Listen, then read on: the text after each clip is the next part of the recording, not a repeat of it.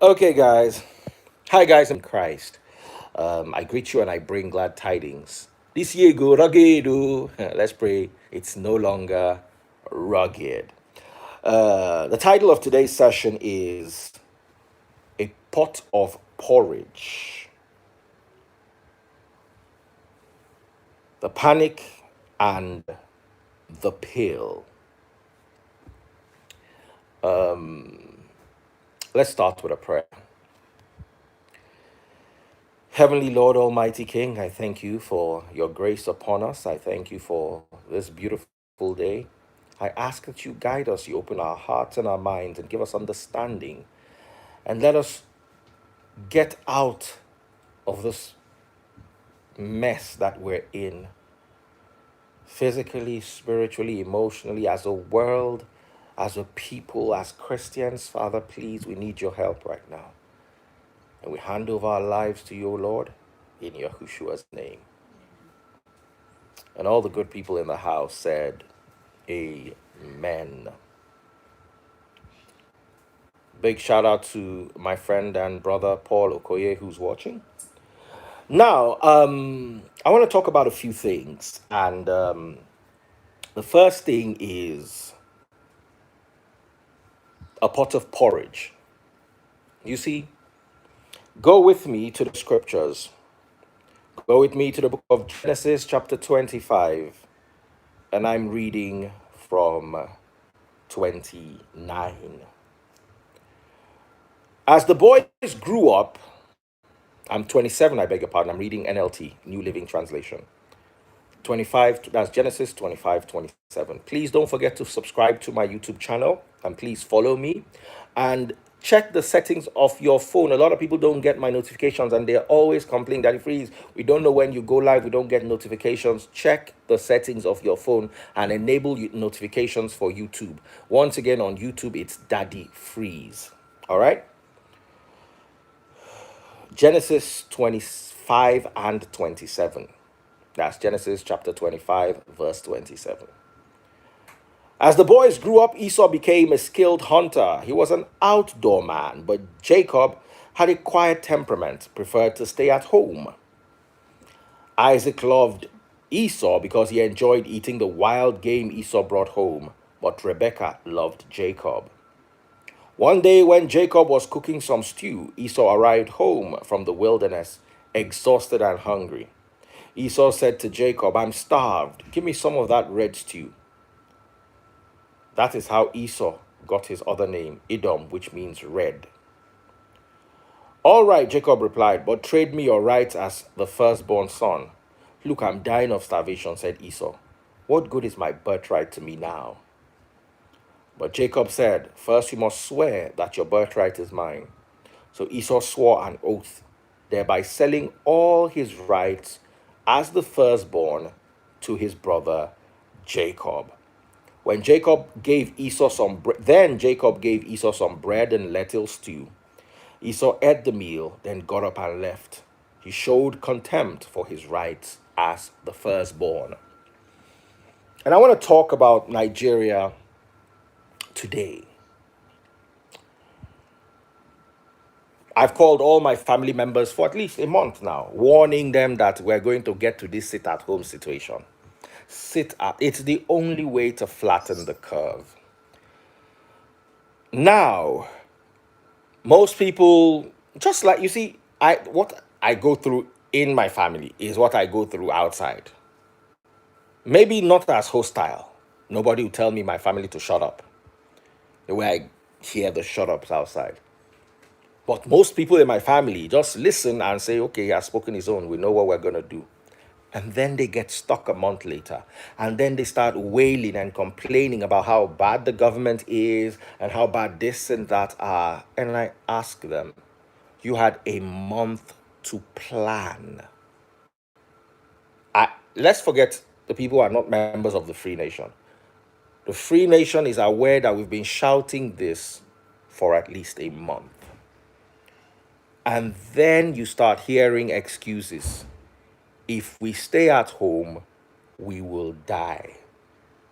Why will you die if you stay at home? Because you failed to plan.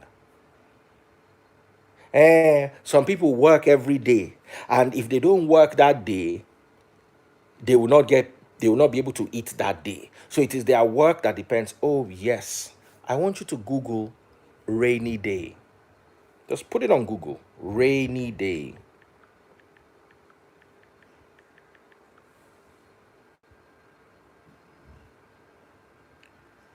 A rainy day, according to dictionary.com, is a time of need or emergency, saving money for a rainy day. You see, all those people who are complaining and saying, they can't eat now, blah, blah, blah. If you find out many of them are tithers, if you could tithe, you could save. Maybe you've been tithing all this while. Daddy Freeze came out with this message 3 years ago. I've shouted on every available hilltop. I've lost jobs. I've lost contracts. I've lost friends. I've suffered just to get this message across. So I do not empathize with people who refuse to listen to instruction. Noah did not empathize with people who refused to listen to him and get on the ark. Isaiah did not empathize with people who refused to listen to him when he was warning them about the troubles coming to Egypt. There are people who genuinely are not tithers, genuinely don't have money. Those are the ones I empathize with. But if you could save 10% of whatever earning you are making and you could give it to the church in your poverty, you should not expect me to empathize with you now that you're hungry. Your savings is not for your investment. It is not for your car. Those are different. Those are different things. You can save up for a car, but your rainy day savings is for times of emergency. If you are earning 50,000 naira a month and you could squeeze out 5,000 naira as tithe, if in the last 3 years you've saved 5,000 naira a year, a month, you will have at the end of 12 months 60,000 naira.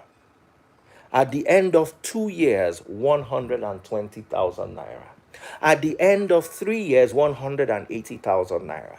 If you took less than half of that money out and filled your house with sardines and gari and yam and rice, you will not know hunger this season.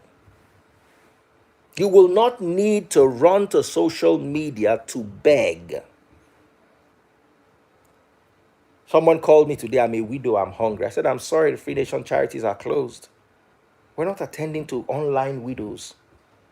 Real life widows we have lied to us. We've had, Amarachi, remember that widow?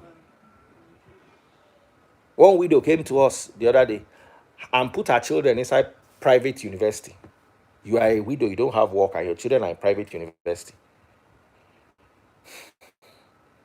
I've seen people who are sick, inside their sickness, they still duped us. Am I lying?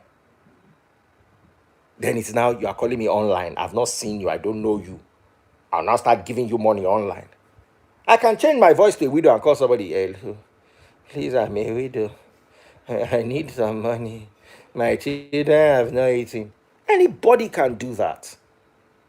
All the amount of phone calls I've gotten the last 2 years begging for money. All the while I've been shouting. If these people had been calling me out at the freeze, I love your message. I listen to your message. You know what? I'm going to heed. I'm going to save. I'm going to do this. I'm going to do this. Then it doesn't work. And then you now call me to beg. Because me and you have had correspondence. I might decide, okay, let me just give this person money. Even though you did not call me when I was warning. When Noah was shouting, this ark, they were laughing at him. They said, this stupid boat. A mad person is building boat. When he shouted and shouted and shouted and shouted, when he finally got into the boat and closed the door, that's when some people were now following Noah inside boat. Noah, how far? Now you don't close it. I'll make you believe me. What happened to all the scriptures we're reading out? What happened to the guidelines? What happened to the directions that we gave out? Now, here's the new trend. People are sitting at home saying they are going to die if the government, if they can't go out to trade. And each time they say that, what comes to my mind is Esau. He says, look, don't go out, we will die of hunger. Why should you die of hunger? If you could celebrate a birthday party in your life, you can save. You have a child, you do first birthday celebration for that child. What is the first birthday celebration?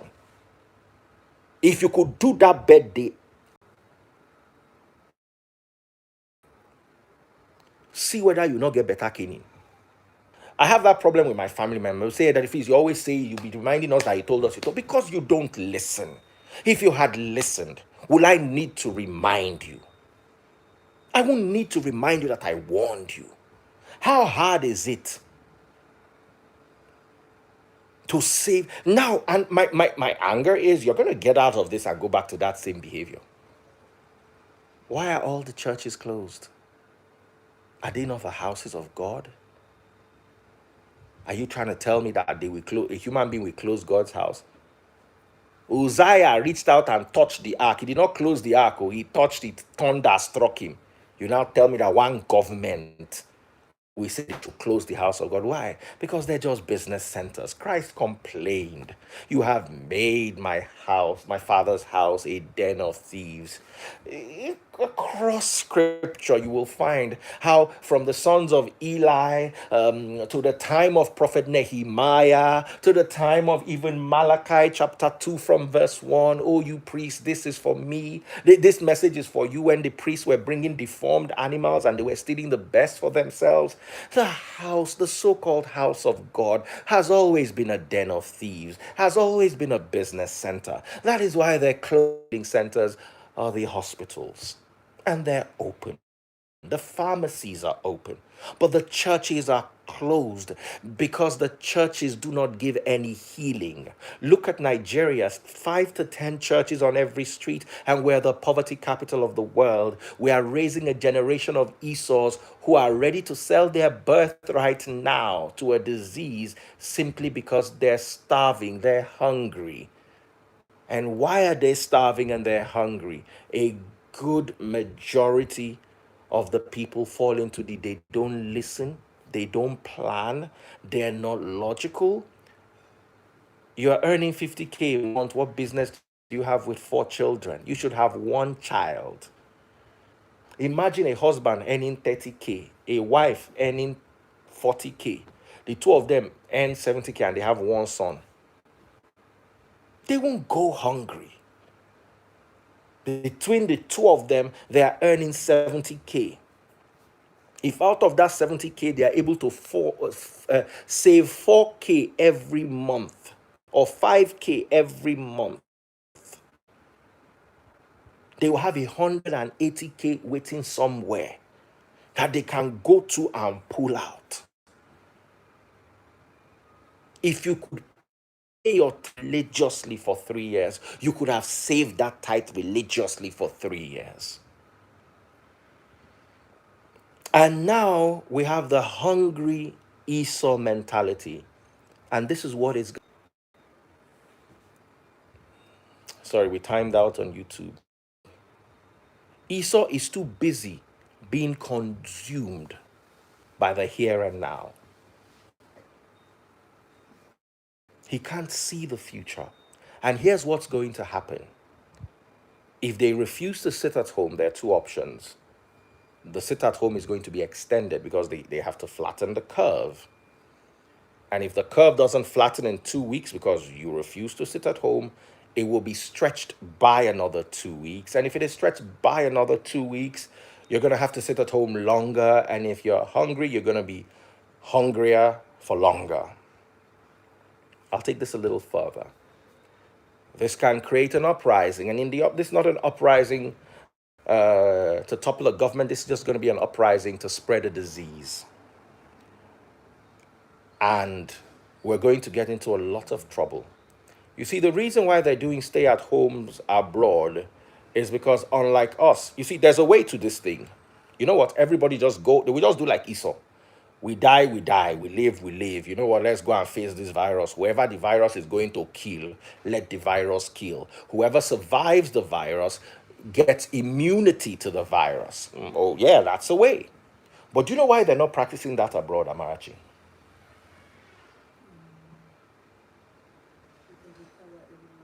God bless you. She said, because they care about everybody. Because every life counts.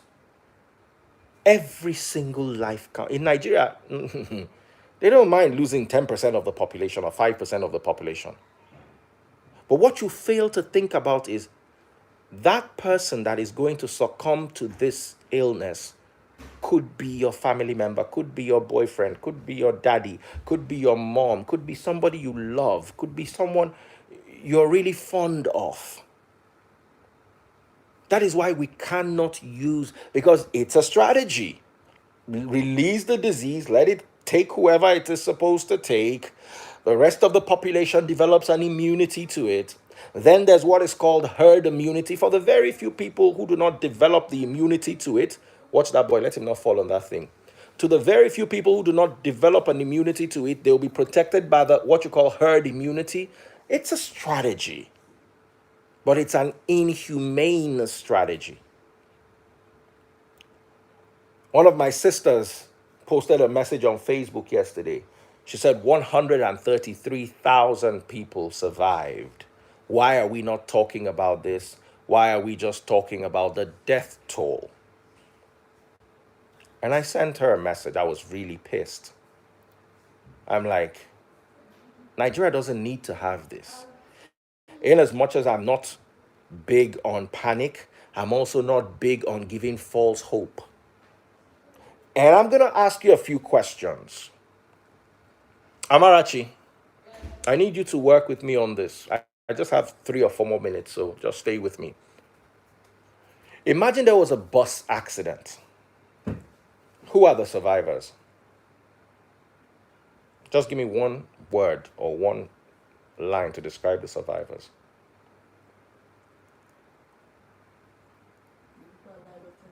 The people alive after the accident. Good.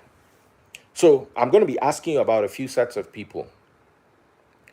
So somebody comes out of the accident without a scratch. Is he a survivor? Nothing happened to him. He has no scratch. Is he a survivor? After the accident. And he was involved. He's a survivor, Abi. Good. Somebody dies in the accident. Is he a survivor? He's not a survivor.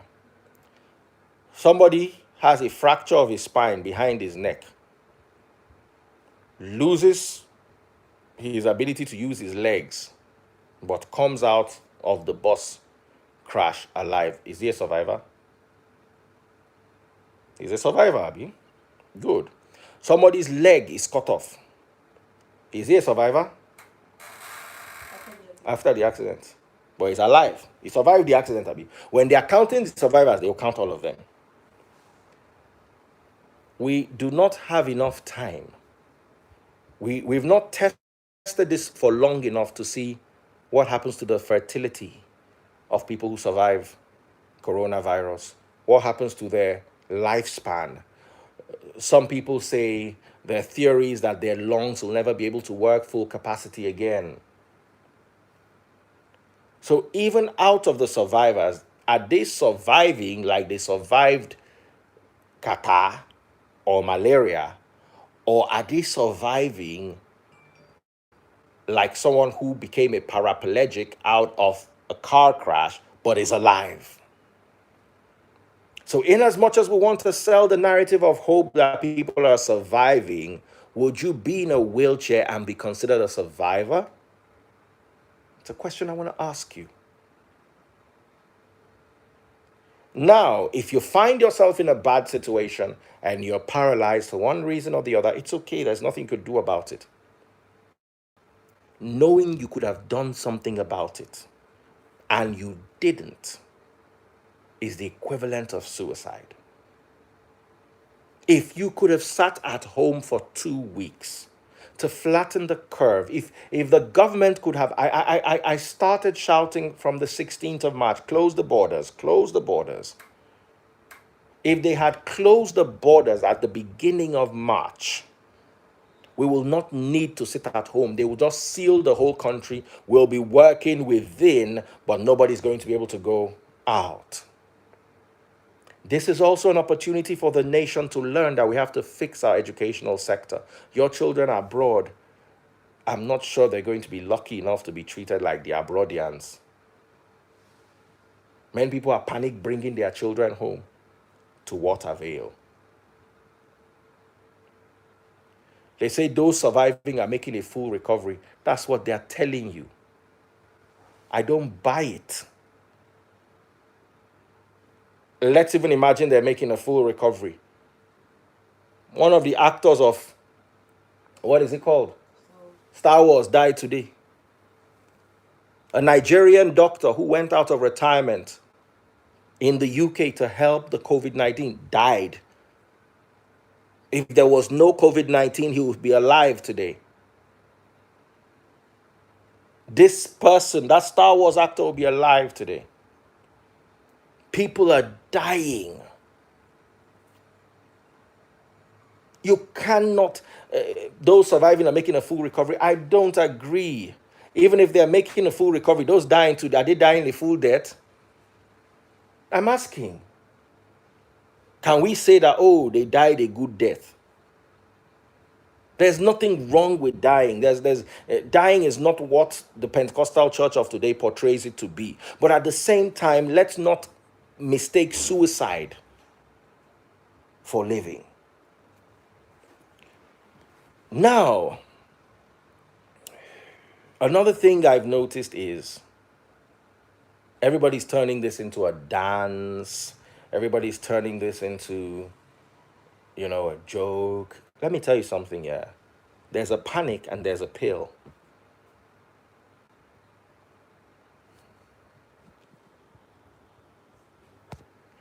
Somebody came and said, Mr. Daddy Freeze, the fault is the government. And who is the government?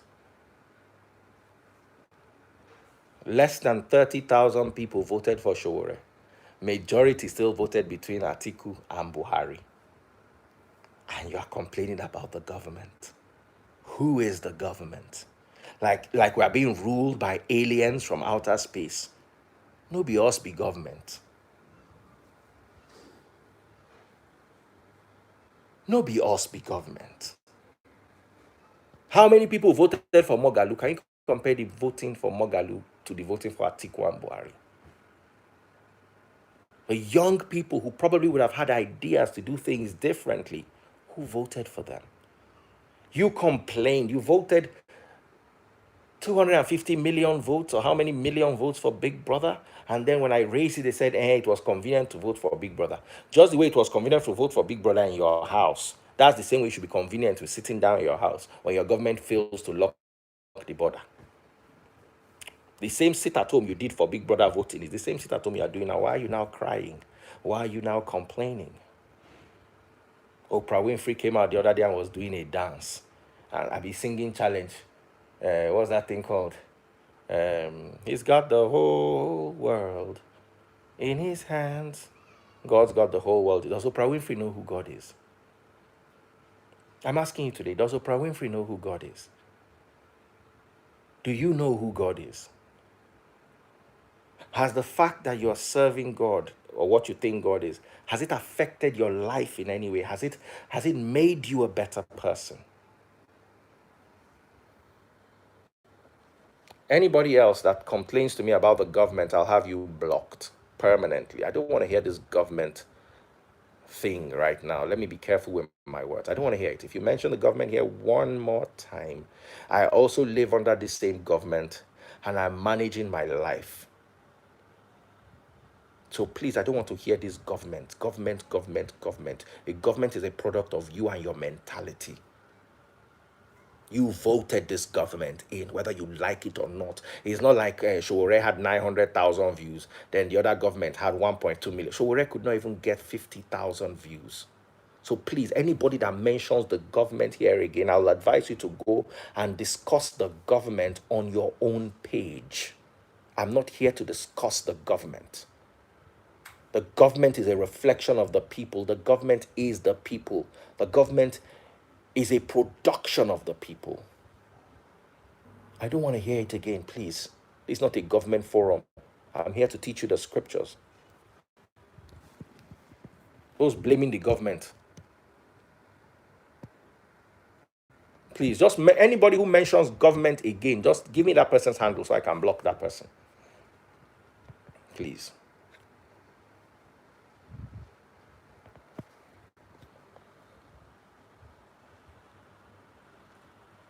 Like I warned you, don't mention the government again. A free nation is not a democracy. The US has now recorded more deaths than China, quote and unquote. Same thing with Italy. The US and and Europe are democratic. The Chinese, you can't really call them democratic. They're communists. China has been able to beat it, and China is now producing the pill for the panic. So let's leave all that. I want to end with this.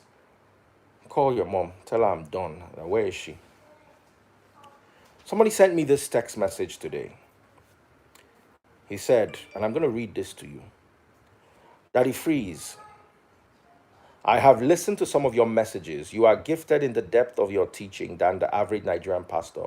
But your attitude, disposition, and often profane, coarse, and obscene language do not align with the solemnity and sacredness of the word of life you are dispensing. Please make a decisive shift.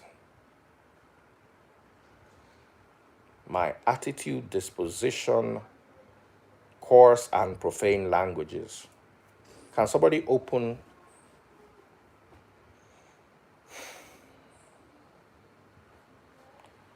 Ezekiel chapter 23, verse 20, and read it to me? Ezekiel 23:20.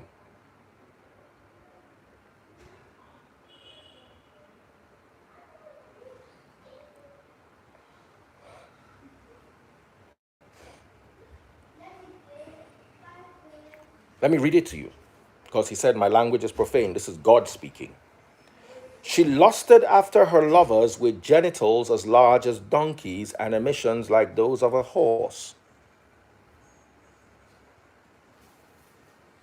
This is scripture. Read it. Ezekiel chapter 23, verse 20.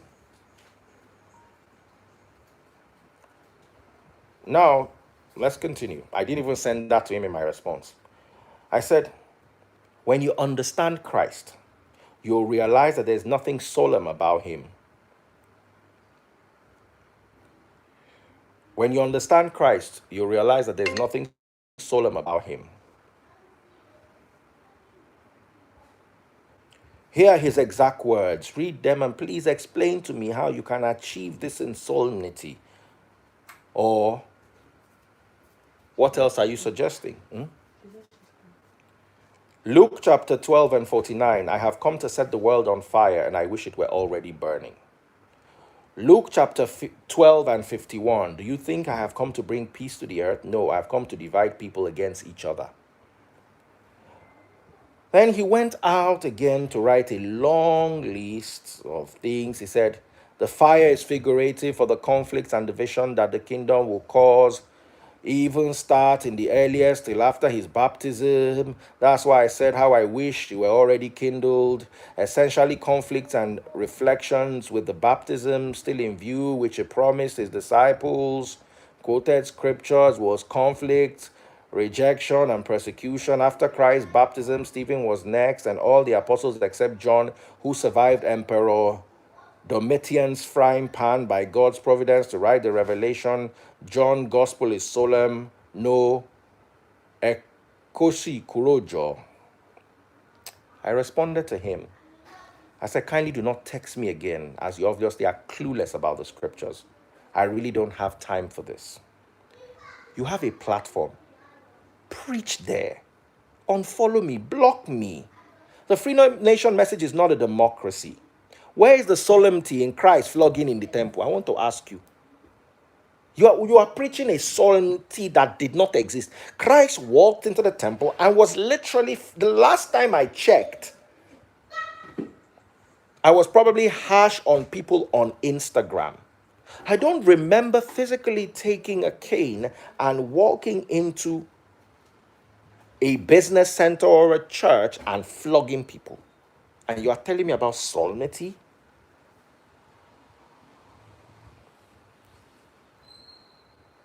What about Paul using the word skibala, which is the S word, literally?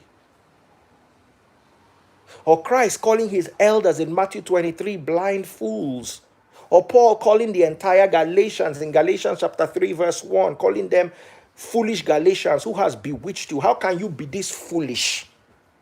And then you are telling me about solemnity?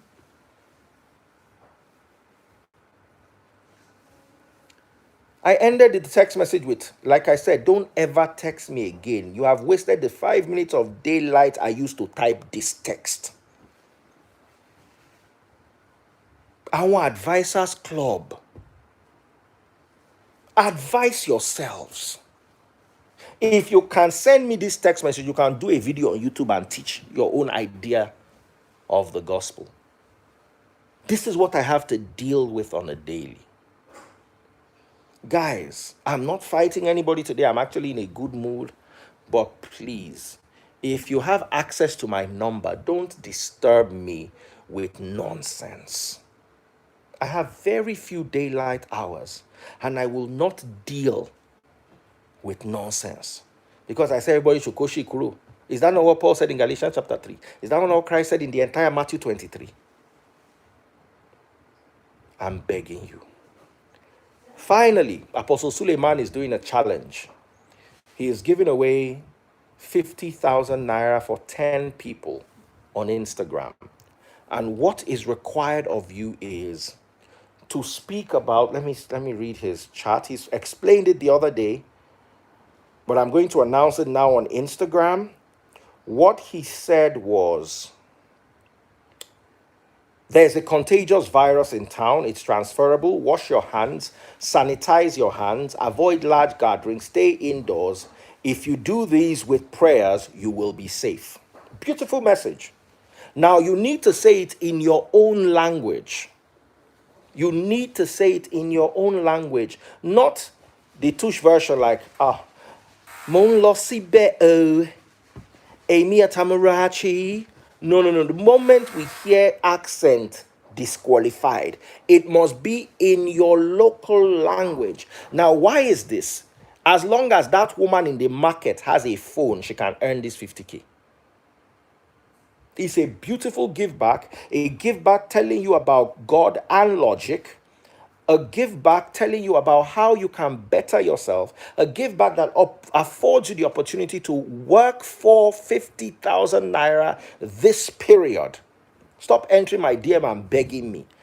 Don't worry, he's not paying the money to my account. I will send your accounts to him directly. He will credit you people directly. So there's no money mixing anywhere. He's not dashing me any money for this before you guys start twisting your minds over it.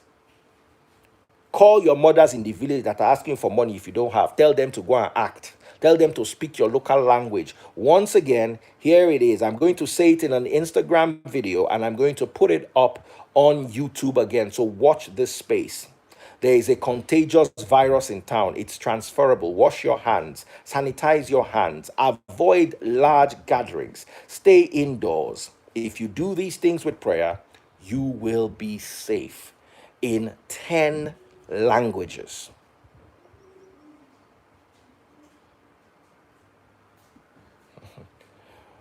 This one is telling me, go and make your own donation because many pastors you're after have made their donations. I'm not making any donation. None. I'm sorry. I warned you. That's my donation. You didn't listen. That's your foolishness. Simple. I will not donate to people I warned and didn't listen. Donate to what? For what? For people like you. It's your own hand paying you. Your papa for us, no fit donate.